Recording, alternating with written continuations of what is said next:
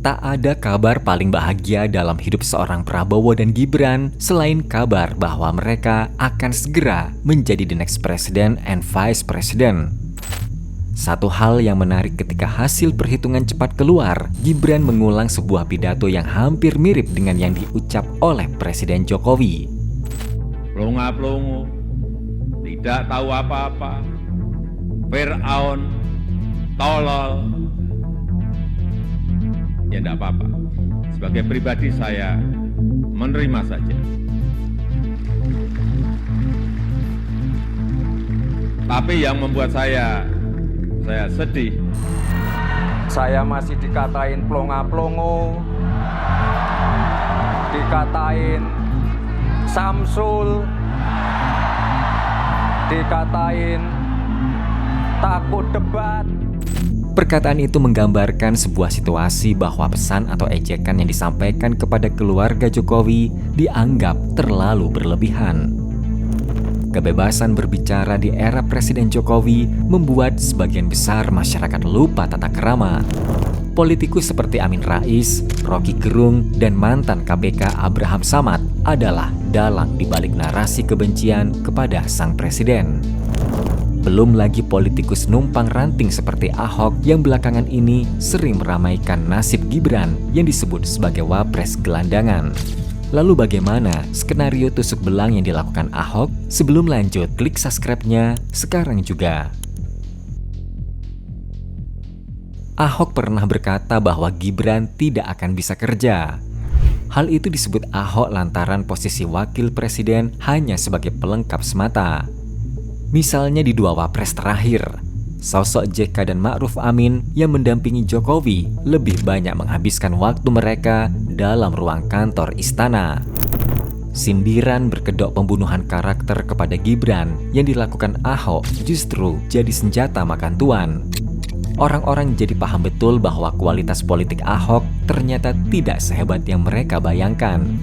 Wajar jika sejumlah tokoh NU angkat bicara dan menyebut bahwa Ahok setara dengan Usman Sabta, Ketua Umum Hanura, yang mengatakan syarat jadi presiden harus punya istri. Turunnya kualitas Ahok saat ini bukan semata ia salah pergaulan, tetapi dalam banyak kasus, Ahok kerap menyebar sebuah pandangan yang berbahaya untuk mendukung perspektif politik dan kepentingannya. Dalam rapat besar PDIP yang digelar secara tertutup dan sangat rahasia, terbocor sebuah agenda bahwa Ahok ditugaskan oleh PDIP untuk menyebar narasi Gibran tak bisa kerja, Jokowi pendusta konstitusi. Dalam posisinya sebagai kader partai, Ahok tak bisa menolak permintaan para seniornya. Ia mengucapkan Gibran tidak bisa kerja, tetapi di sisi lain reputasi politik Ahok dipertaruhkan. Dalam situasi sekarang ini, memang posisi Ahok serba salah. Di belakang ada ranjau, sementara di depannya ada pisau. Tak berharganya Ahok saat ini karena keputusannya yang keliru melawan Jokowi yang sudah memberinya karir yang mapan. Ahok tak bisa menyamakan Gibran dengan dua wapres terakhir Indonesia, yaitu Yusuf Kala dan Ma'ruf Amin. Pasalnya, usia Gibran yang masih sangat muda akan memegang peran sentral untuk urusan dalam negeri. Jokowi sebagai mentor Prabowo mengusulkan urusan belusukan biar dilakukan oleh Gibran. Sementara urusan politik luar negeri, pengalaman Prabowo tampaknya sudah sangat matang. Kombinasi pemimpin muda dan senior yang dimiliki Indonesia saat ini adalah pasangan ideal untuk mencapai tujuan Indonesia Emas tahun 2045. Jokowi sudah memikirkan ini sangat lama. Meski Jokowi menolak narasi 3 periode, sejujurnya Jokowi sadar bahwa tidak cukup membenahi bangsa ini dalam waktu 10 tahun. Amburadulnya hampir semua sektor di Indonesia akibat pemimpin-pemimpin sebelumnya, mulai dari sektor pengelolaan laut, infrastruktur, sektor ekonomi, kesehatan, transportasi, dan masih banyak lagi yang harus dibenahi. Itu semua tidak bisa diselesaikan dalam waktu 2 periode. Gibran selalu dipuji Jokowi sebab Jokowi mengenal kemampuan anak sulungnya itu. Oleh karena itu, ketika ada yang menyebut Gibran tak bisa kerja, Jokowi hanya balas dengan senyuman.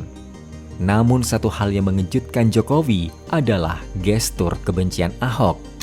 Jokowi yang selalu tulus dan beberapa kali menyebut dirinya sebagai kakak untuk Ahok justru ditusuk dan dikhianati.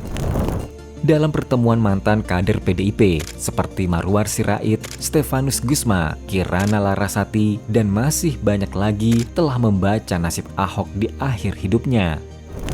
Mereka menyebut bahwa perkataan Ahok yang menyerang akhir-akhir ini hanya bermodal opini tanpa fakta akan membuat karir politik Ahok terancam.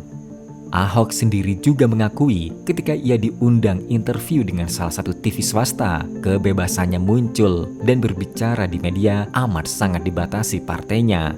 Pengakuan Ahok dan firasatnya tentang karir politiknya di Indonesia tidak akan lama lagi. Sekjen PDIP Hasto Kristianto dan Adiana Pitupulu sudah memberi pertimbangan kepada Ketua Umum Partai, Megawati, agar segera melakukan rapat terkait keputusan apakah Ahok dipertahankan atau tidak. Karena efek Ahok untuk memenangkan Ganjar juga tidak terasa sama sekali. Raihan suara Ganjar justru boncos di beberapa wilayah yang sebenarnya basis PDIP, misalnya Bali dan Jawa Tengah. Oleh karena itu, untuk menjaga kondusivitas partai dan juga melahirkan kader-kader baru yang menguntungkan bagi PDIP, tampaknya Ahok bukanlah pilihan yang tepat untuk sekarang dan masa depan. Dengan polemik dan krisis kepercayaan terhadap PDIP, disebutkan bahwa partai berlogo banteng ini tidak akan ragu dan malu jika harus meminta Gibran Rakabuming kembali menjadi kader mereka. Ini semua akan terjadi pada tahun depan. Pasalnya, PDIP akan melakukan perombakan besar dalam struktur organisasi partainya. Megawati yang dikabarkan akan segera beristirahat akan segera mencari sosok pengganti yang ideal sekaligus mewakili citra partai yang Soekarnois. Dua kandidat yang saat ini dilirik PDIP untuk menjadi ketua umum mereka adalah Puan Maharani dan Gibran Rakabuming. Kira-kira bagaimana menurut kalian? Bagaimana pengaruh Gibran dalam pemerintahan Indonesia ke depannya? Apakah dia hanya pajangan atau pegang peran sentral dalam kunjungan kerja di setiap provinsi Republik Indonesia? Tulis di komentar and see you next video. Bye-bye.